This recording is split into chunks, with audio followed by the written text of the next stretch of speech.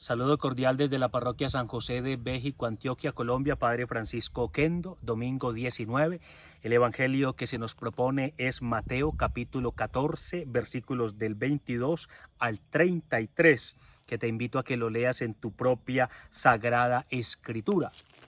El contexto es la cuarta sección del evangelio según San Mateo, conocida como la Iglesia Primicia del Reino de Dios, sección que va del capítulo 14 al capítulo 18 y que, como toda sección en el Evangelio según San Mateo, tiene una parte narrativa, capítulos 14 a 17, y una parte discursiva, el conocido discurso eclesiástico del capítulo 18.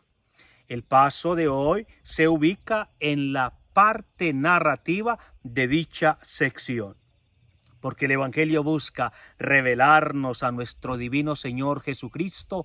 Propongo tres ideas para nuestra reflexión. La primera: Jesús, maestro de oración.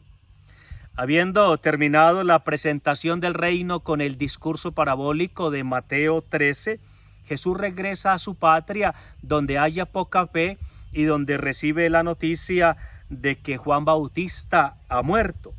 Jesús se enteró y se retiró, y después de saciar a la multitud con el pan multiplicado que constituye a la comunidad, Mateo 14, 13 a 21, que es el contexto inmediatamente anterior, Jesús crea en sus discípulos la necesidad de subir a la barca, es decir, de hacer parte de la iglesia, comunión, participación y misión. Mateo 14, 22. Jesús quiere que todos los suyos estén dentro de la barca de la iglesia, no dispersos, no separados, no aislados, no marginados. Por ello les crea la necesidad, es decir, los incentiva y los motiva a subir a la barca, a pertenecer a su iglesia.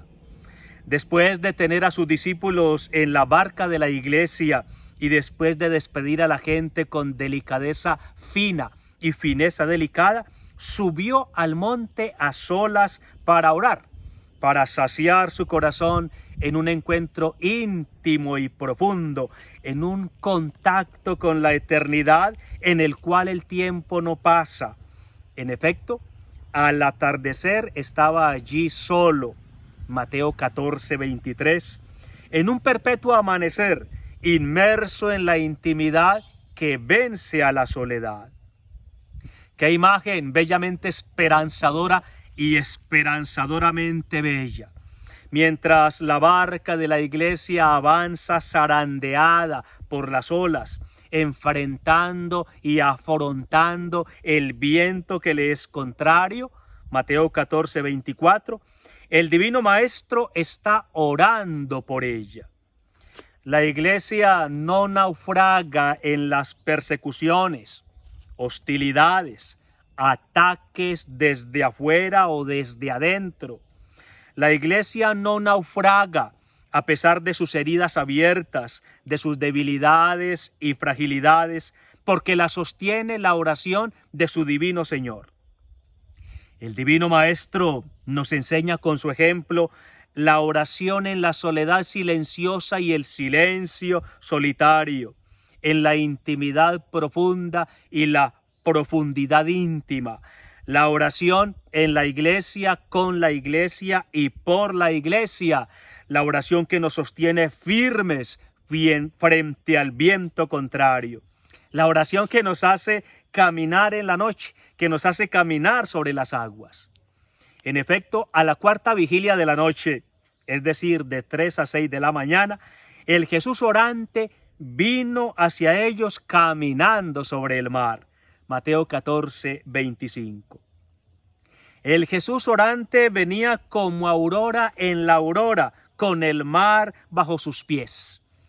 El mar es en la Biblia el símbolo del mal, del caos, de las fuerzas opresoras, oscuras y destructoras. El orante Jesús nos enseña que es orando como caminamos sobre el mar, es decir, cómo vencemos sobre las fuerzas del mal que nos acechan. La oración es iluminación victoriosa y victoria luminosa. La oración es gracia que nos mantiene y fuerza que nos sostiene. La devoción no cae, sino decae la oración. Jesús ora porque ama. Jesús ora por quienes ama. Oramos porque amamos. Amamos porque oramos. Segundo, Jesús nuestro divino Señor. Grande fue Moisés que dividió el mar, pero más grande es Jesucristo que camina sobre el mar. Jesús es el dominador sobre las criaturas porque Él es el creador. Jesús domina sobre el mar, el caos, el mal, porque es el sumo bien, el omnipotente, el omnisciente. Hay que notar en el texto del Evangelio el énfasis que se pone a el caminar de Jesús sobre el mar, evento afirmado en los versículos 25 y 26. Dios mismo caminaba sobre el mar con pasos humanos. En efecto, dice el Señor, ánimo, soy yo, no temáis. Mateo 14, 27. Tres expresiones en cuyo centro está la solemne presentación de Dios conforme la recibió Moisés en el episodio de la zarza ardiente. Ego eimi, Mateo 14, 27. Yo soy, que es el nombre de Dios. A Jesucristo revela y se revela en su gloria divina. Así Jesucristo se revela como el señorío divino, propio de un divino Señor. Jesucristo no solo ora por la iglesia, sino que acompaña su agitada navegación en las aguas de la historia, dominando las fuerzas del mal como divino Señor.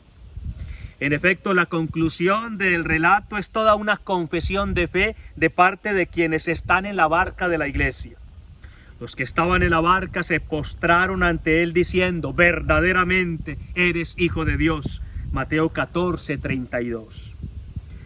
No puede pasar desapercibido el hecho de que Pedro se dirige a Cristo en dos ocasiones con el título solemne de Señor, Kyrie, que es el título propio de la divinidad. Mateo 14, 28 y 14, 30.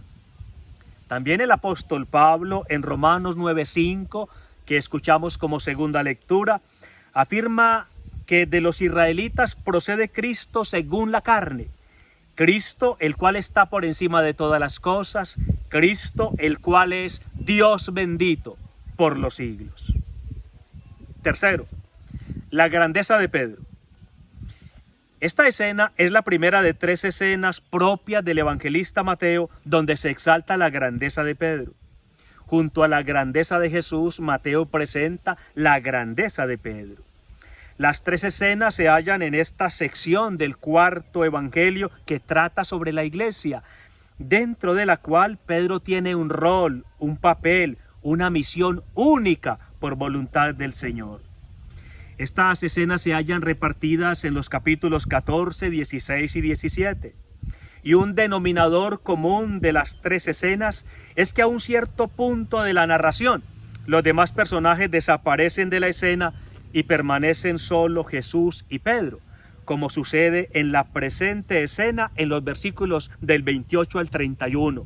La atención se focaliza en Jesús y Pedro, y los demás personajes salen de la escena para regresar en el versículo 32. Pedro caminó sobre las aguas y vino hacia Jesús. Mateo 14, 29. Un hombre caminando sobre las aguas, caso único, experiencia que no se afirma de ningún otro ser humano, excepto Cristo, en el Antiguo Testamento y en el Nuevo Testamento. Pedro confía en la palabra de Cristo, en el llamado de Cristo, en la vocación recibida de Cristo, en la voz de Cristo que le dice, ven, y camina sobre las aguas. Como la barca de la iglesia que el Señor más tarde le confiará, Pedro, en el mar profundo, camina sobre las aguas agitadas y frente al viento que le es contrario. Eso ubica a Pedro en un puesto especial, en un rol especial, con una misión especial. Pero Pedro es un hombre frágil y débil. Y por eso, a un cierto punto dice el texto que mirando el viento comenzó a hundirse. Es cuando Pedro quita la mirada de Jesús y comienza a mirar el viento que comienza a hundirse. También nosotros, cuando nos hundimos, necesitamos gritar como Pedro, Señor, sálvame. Y entonces Mateo nos retrata esta mano tendida y extendida de Cristo que como Salvador nos levanta de nuestros abismos. Escribió San León Magno, Papa y Padre de la Iglesia, que así como la fe confesada por Pedro permanece para siempre, también lo que Cristo estableció en Pedro permanece para siempre. Que la Santísima Virgen María, dichosa porque ha creído, ella nos ayude a mantener firme nuestra fe y a ser parte de la Iglesia de Cristo, la Iglesia Católica que navega las aguas de la historia. Gracias por compartir el video y buen domingo para todos.